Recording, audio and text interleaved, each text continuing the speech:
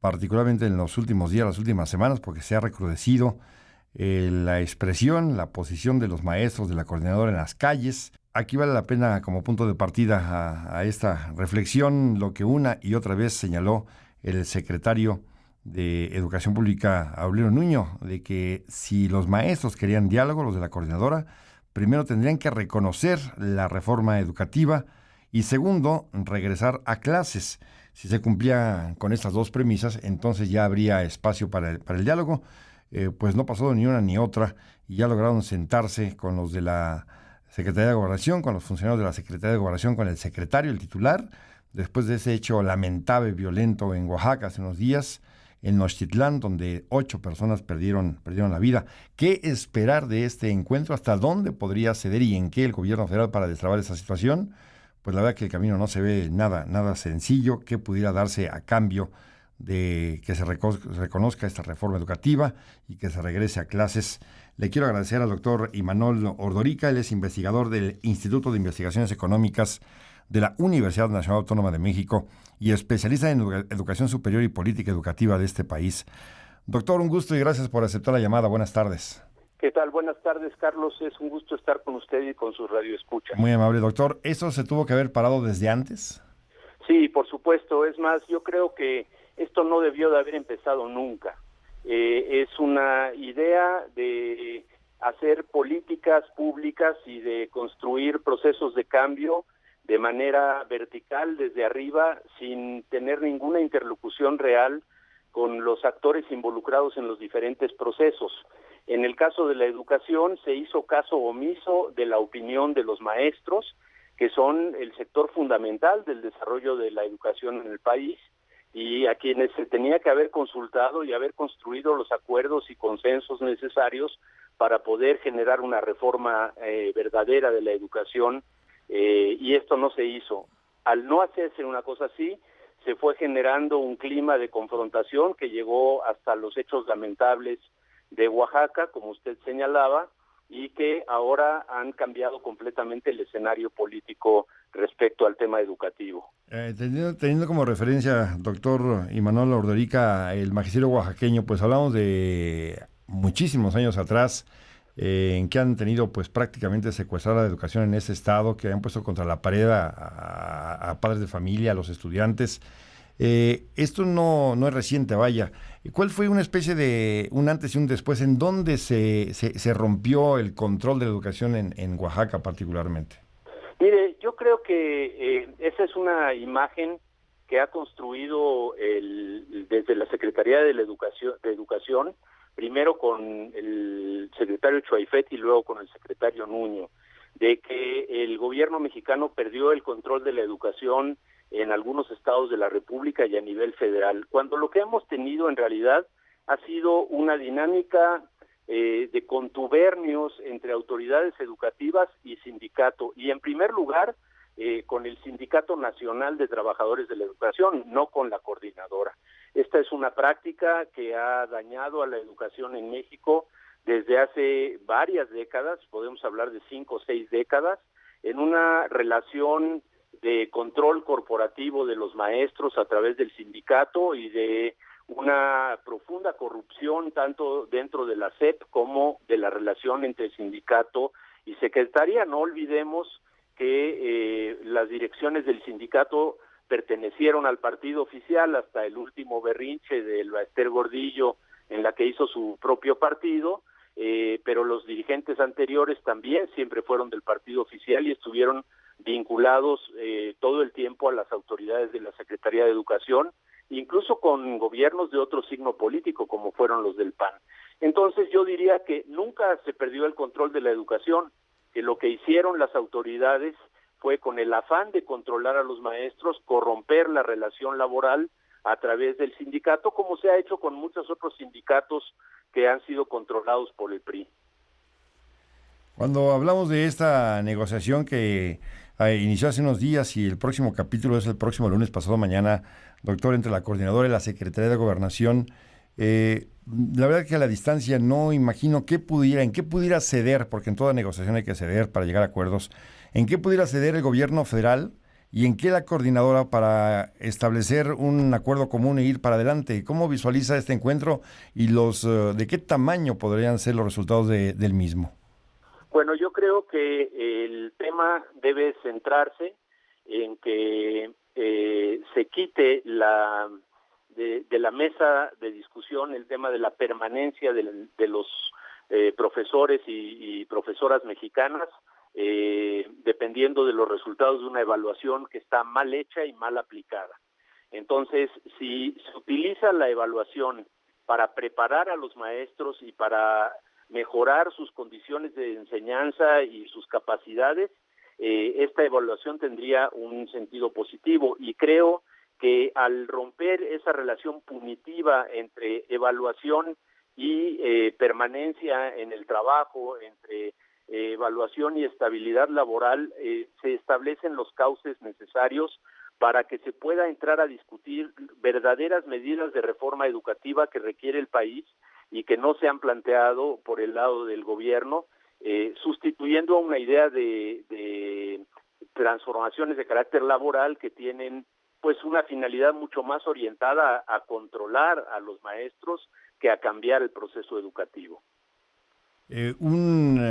Vaya, no sé en qué términos podría darse una especie y por lo menos que si estuviera en la percepción de la ciudadanía, un marcha atrás del gobierno federal sería una señal terrible de debilidad. Mire, yo creo que no.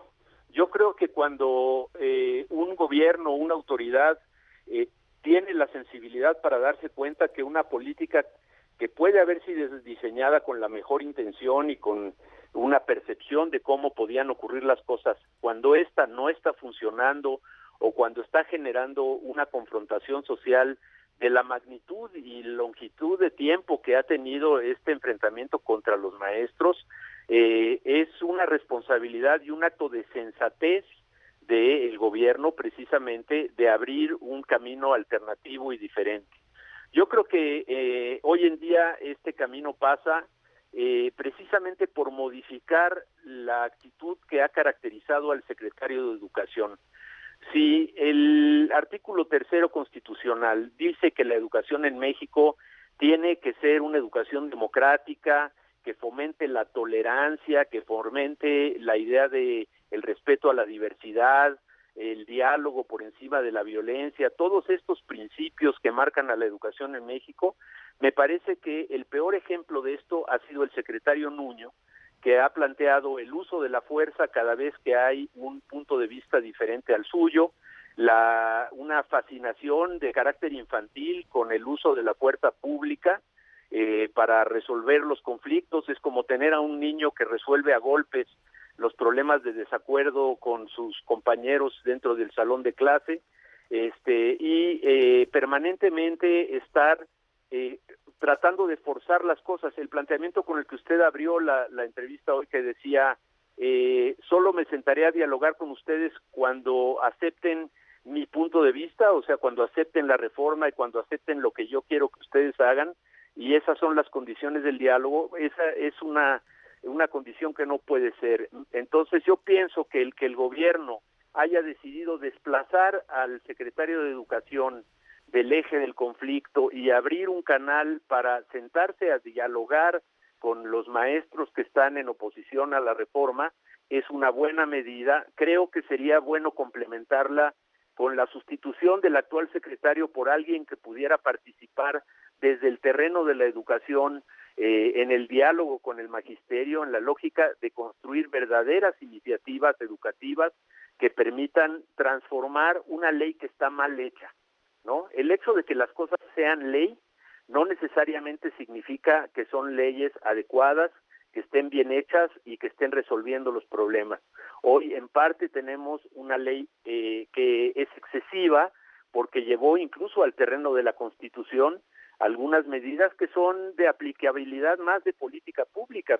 Hoy está hasta en el artículo 3 el tema de la obligatoriedad de la evaluación, etcétera, y me parece que haber hecho esto ha generado una condición de poca flexibilidad y pocas posibilidades para hacer modificaciones necesarias que hoy ante la ciudadanía en general son bastante evidentes y que se ve que es importante poder procesarlas para resolver un conflicto que ya dura demasiado tiempo y que se ha ido agudizando por esta recurrir permanentemente a la fuerza pública con la que se ha movido la Secretaría de Educación. Doctor, las acusaciones que pesan sobre líderes de la coordinadora que están hoy detenidos todavía, ¿debemos de verlo como impartición de justicia o ajuste de cuentas? Yo creo que claramente es un ajuste de cuentas, o sea, se les han levantado cargos y acusaciones justo en el marco de la confrontación que se está dando con la Secretaría de Educación Pública. Si estos son temas que tienen que ser procesados, tenían que haberse hecho pues desde antes, ¿no? Aquí hay una situación completamente diferenciada, mire usted, se trata con un rasero completamente distinto a los maestros mexicanos y a las maestras de nuestro país que a otros actores a quienes se ha responsabilizado de cometer acciones ilegales, empezando por el propio presidente de la República y la Casa Blanca, que tuvo un tratamiento de mano suave, de poner a un amigo del presidente al frente de las pesquisas e indagaciones, y en cambio aquí a los adversarios del régimen se les aplica la ley con toda la fuerza. Yo creo que esto no puede ser, que no es la manera en la que el México de hoy puede resolver sus conflictos y que tenemos que sacar del escenario político nacional la confrontación con el magisterio para podernos abocar a resolver los grandes problemas de violencia, impunidad, de la entrada del crimen organizado y su involucramiento con los poderes estatales a nivel de los municipios, a nivel de los estados, incluso a nivel federal, y poder atender temas como los grandes problemas económicos que está viviendo el país y la desigualdad, la pobreza, temas verdaderamente centrales que están siendo puestos de lado por un conflicto innecesariamente largo y innecesariamente polarizado. Finalmente, dos cosas, doctor Imanol Ordorique, y agradecido por la oportunidad. En la percepción de la ciudadanía, la coordinadora, particularmente la oaxaqueña, esta sección 22 es ubicada como por maleantes, personas que están lejísimos de ser lo que uno debería entender como un profesor comprometido con su oficio, gente que ha vivido de privilegios y no los quiere dejar por nada del mundo. ¿Cuál es realmente el perfil de esta sección 22 de la coordinadora? O sea, yo creo que es un perfil muy diverso. Yo no creo que la versión de que el 100% de los maestros de Chiapas o de Oaxaca o de Guerrero, de ninguna parte del país, son maleantes, son criminales. No me parece que los liderazgos sindicales no creo que sean perfectos ni que tengan ni que sean blancas palomas así, pero tampoco me parece que esta imagen que se ha proyectado de ellos sea cierta. Mire, le voy a dar un ejemplo.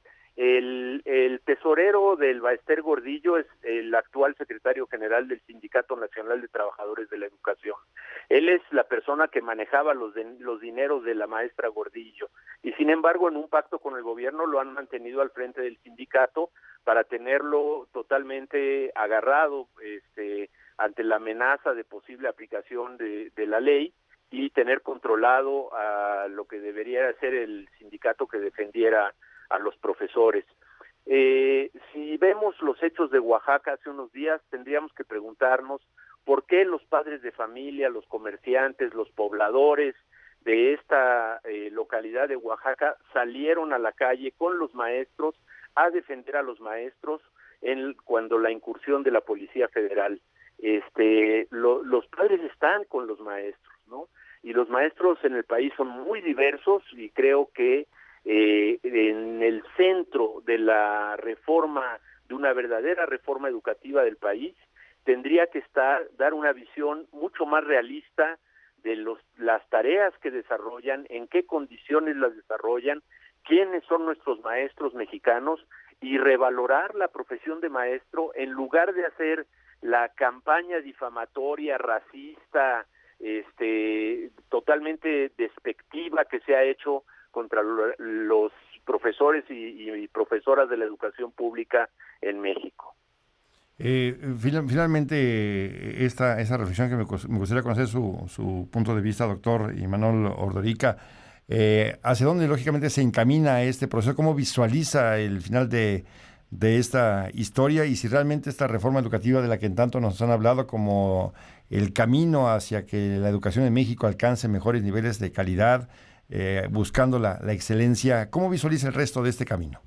Bueno, yo creo que tenemos un camino a corto plazo que pasaría por esta medida que le decía yo a usted, de desvincular la evaluación de la permanencia del magisterio en su actividad laboral y en su relación laboral, ¿no?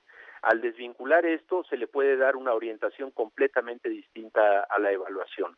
Pero, sería muy largo plantear un conjunto de acciones que son necesarias hoy en la educación, pero yo podría plantearle con bastante facilidad el objetivo que yo veo que tendríamos que alcanzar en la educación. ¿Qué tenemos que hacer para que en nuestro país los jóvenes, chicos y chicas, jóvenes mejor preparados, los más inteligentes, los más comprometidos y comprometidas, digan en algún momento, yo quiero ser maestro o maestra de educación básica en México?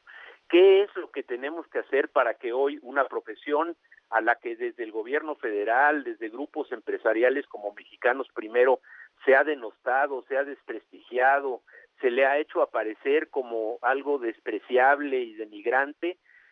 ¿Cómo podemos hacer para que, como ocurre en otros países del mundo, esta sea una profesión a la cual nuestros hijos quisieran dedicarse porque está bien reconocida, bien remunerada, es estimulante, se puede desarrollar ese trabajo? En ese momento creo que nosotros estaríamos realmente dando los pasos para que la educación en México fuera mejor, porque lo que necesitamos es que los mejores y las mejores mentes y capacidades de nuestro país se dediquen, tengan el entusiasmo, tengan el compromiso, tengan las ganas de dedicarse a ser maestros y maestras y a enseñar a los niños que en condiciones muy difíciles están hoy en el sistema de educación pública en México.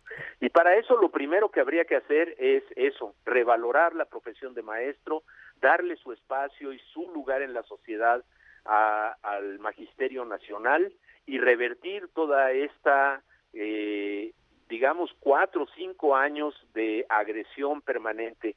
El Baester Gordillo no representa al Magisterio Nacional.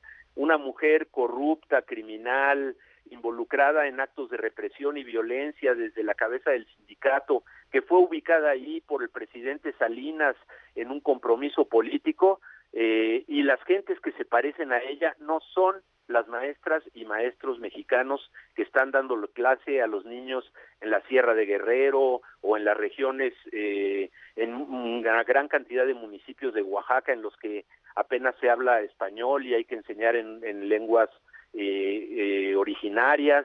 Esa gente que tiene un compromiso profundo y que hace un gran esfuerzo para educar es a la que tenemos que fortalecer y apoyar en lugar de denigrar y denostar y de echarle a la policía encima a cada momento. Tiene toda la razón en ese aspecto, ¿no? Si nos asomáramos a la realidad en que dan clases, en que acuden los niños a la escuela en entidades como Oaxaca, Michoacán, Guerrero, el escenario es terrible. Así es, hay maestros a los que se les adeudan salarios desde hace 6 meses, que dan clases en salones que tienen piso de tierra, que no tienen electricidad y que están haciéndolo por una vocación y un compromiso profundo. Y a esa parte se nos ha olvidado.